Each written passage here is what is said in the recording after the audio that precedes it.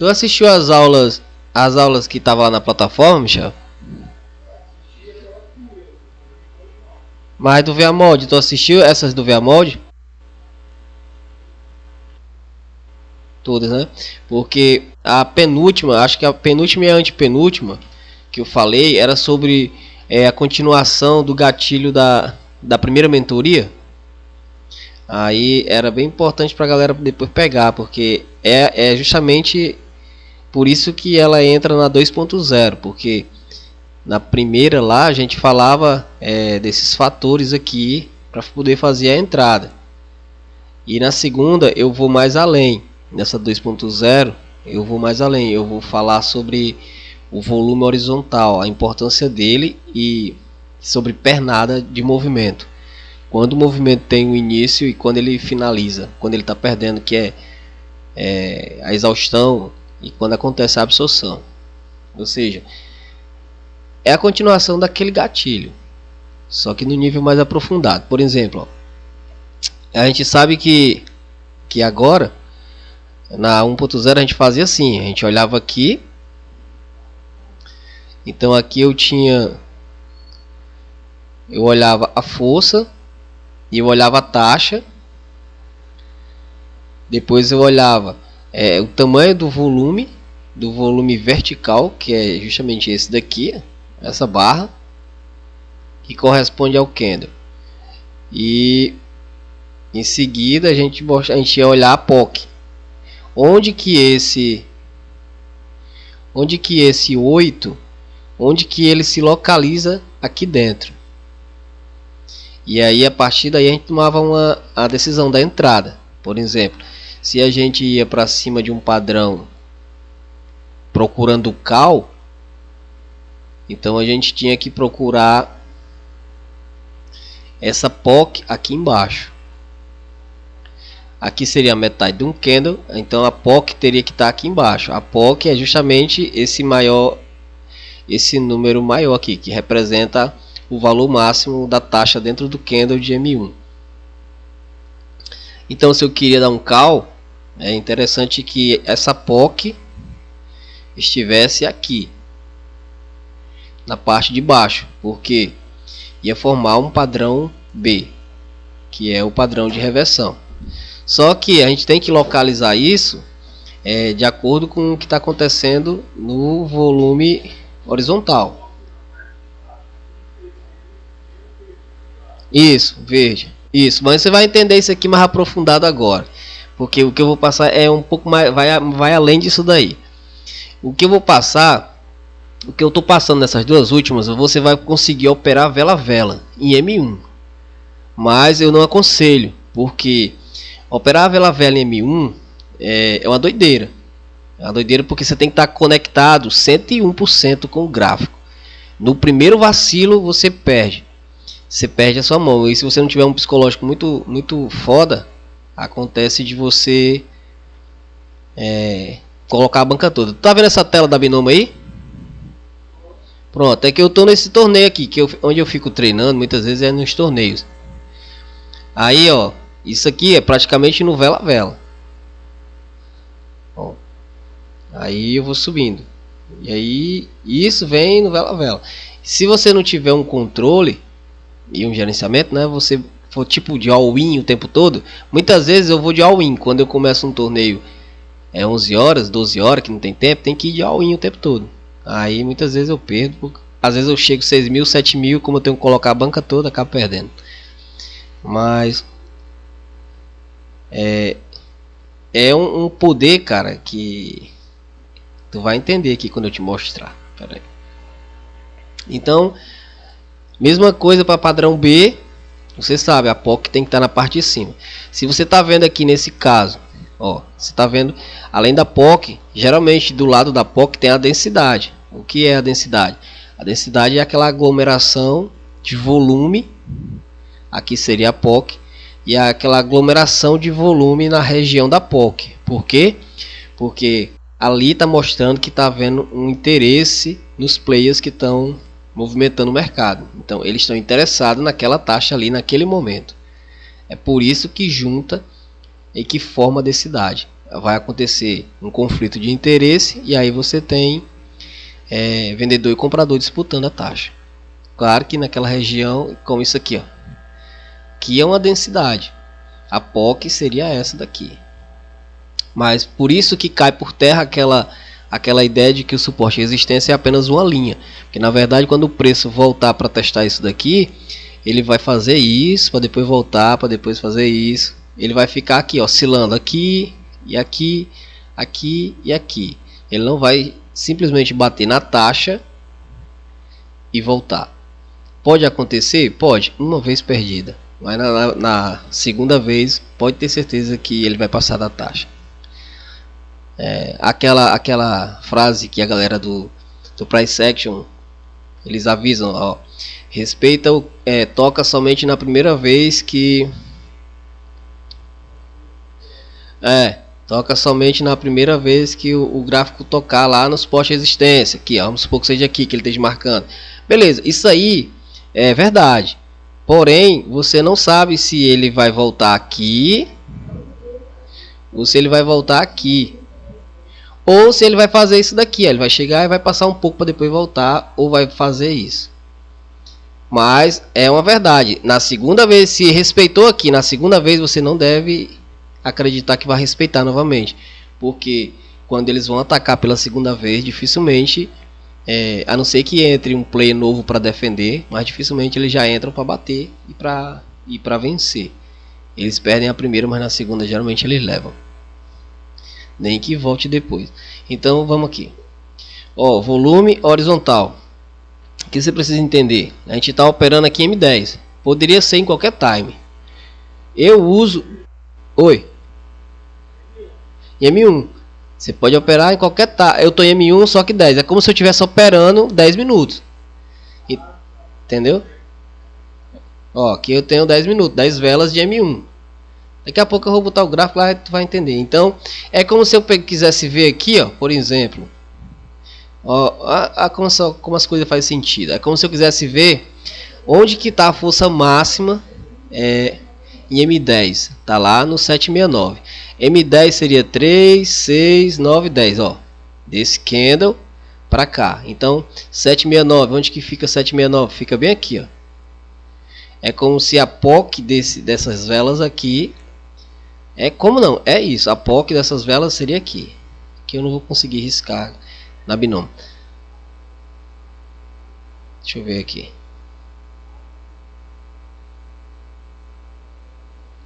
Ó, aqui é o 769. Veja que já mudou. Não é mais o 769. Agora tem uma disputa. Você tem a 765 também. 765, se eu botar o mouse, ela é bem aqui, ó. Então você tem essa região aqui agora, ó. Essa região aqui.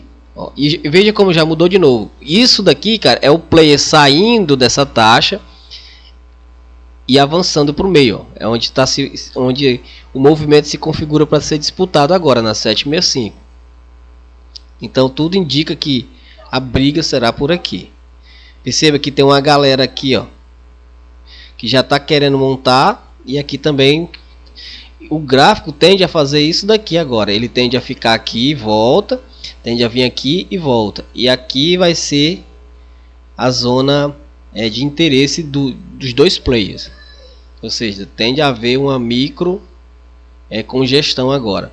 Porque você percebe claramente que eles vão proteger isso aqui e vão proteger aqui.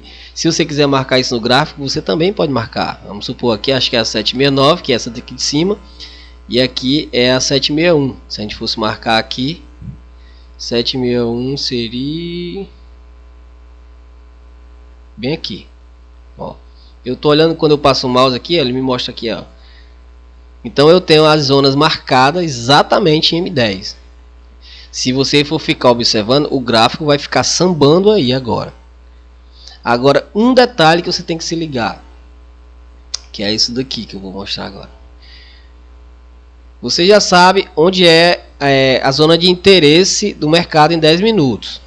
Você já sabe que do jeito que o mercado está agora, não é bom você operar. Porque no momento ele está se preparando para entrar em congestão. Cada vez que essa POC ela se direciona para o meio, O meio é esse daqui, ó. Cada vez que essa POC ela se desloca para o meio, isso indica que o mercado vai congestionar. Quanto tempo?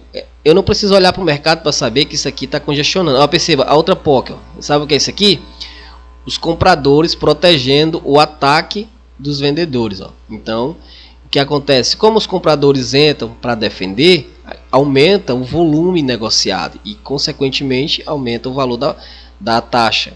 E aí a POC aumenta, se torna a região mais disputada. E agora, em 10 minutos, é a região que seria a POC, aqui embaixo. Tudo faz sentido. Perceba que o suporte e resistência ele não passa muito tempo no lugar. É por isso que não vale a pena você botar uma linha aqui e esperar para daqui a 5, 6 minutos ela bate e volta. Bate e volta. Não vale a pena. Daqui a 1 hora não faz sentido nenhum. Pelo menos se você estiver operando dessa forma como a gente opera em M1. Porque é um time muito rápido. A pessoa tem que entender a lógica do mercado. Se você está operando M1, você não pode marcar uma zona de suporte e resistência em H1. Porque não faz sentido nenhum. Você viu que só enquanto eu conversei contigo, essa POC saiu daqui, veio para cá e agora ela está aqui, ó. Ou seja, a zona mais forte de M10 agora é aqui embaixo, ó. Perceba que aqui já teve um pavio, porque a galera já recuou o mercado. Já recuou, os compradores já estão aqui defendendo. E aqui teve o ataque dos vendedores, que foi justamente aquelas POCs aqui em cima. Tudo aqui é lógico, tudo aqui não tem assim o achismo. É um negócio que eu tô vendo, tô te mostrando agora. Lá vem, eles estão atacando, ó. Perceba que estão atacando, aqui é eles, ó. Essa vela aqui é eles. Só que você percebe que é uma vela que não tem volume. Então você não deve acreditar que vai romper isso aqui, porque eles já estão entrando aqui para proteger, ó, aqui embaixo.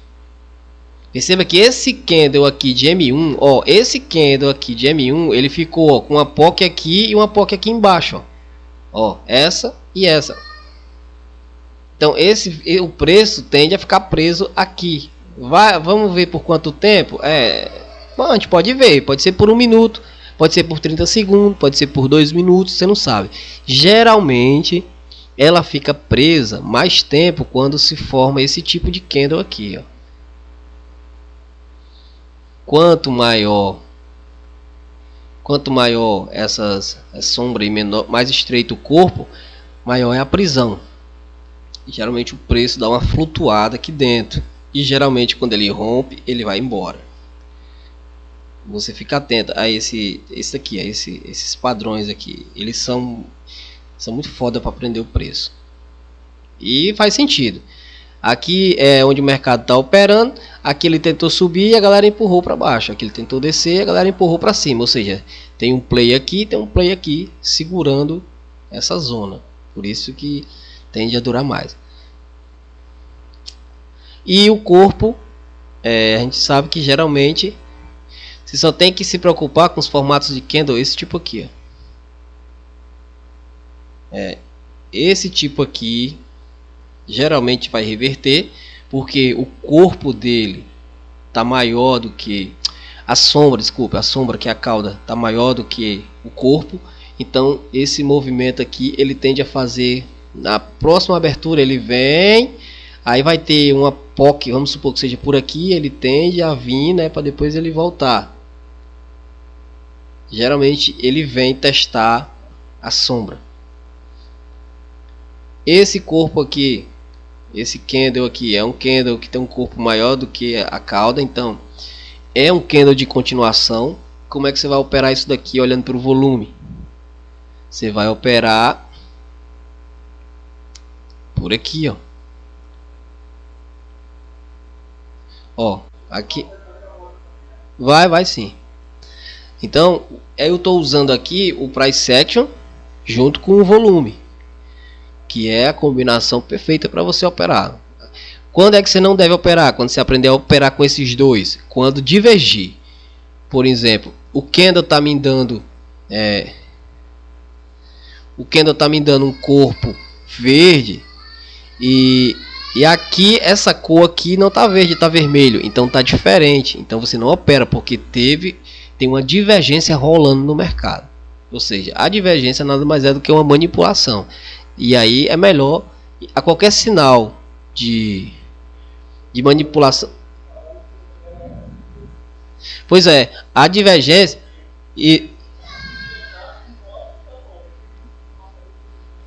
é porque você pode operar a divergência. Você vai ver que usando volume é mais difícil. Porque a divergência, quando você está olhando o volume, é justamente você ver alguma coisa que está errado. E aí você não sabe o que é. Porque é um cara tentando enganar, é um player, né, tentando enganar o outro player. Então o volume vai te dar uma coisa que é mentirosa. E aí o volume te dá uma coisa e o candle te dá outra. Então são duas informações conflitantes. Então a gente não opera. Mas quando você está no... Eu já operei também setup de divergência. Quando você está usando indicador no MT4, eu tinha um setup só de divergência. Tudo parece perfeito, mas na hora que você vai operar, muitas vezes dá errado. A divergência é só o migué, né? Um H e vai lá e te engana. Eu prefiro esperar o volume confirmar. Então, tu veja ó, que aquele volumezão que desceu, ó, ele já subsinei no VA Mod. Na primeira mentoria. Isso aqui já faz parte da 2. Beleza? Então vou subir. E aí na próxima a gente tira dúvidas aí. Vocês podem ficar à vontade.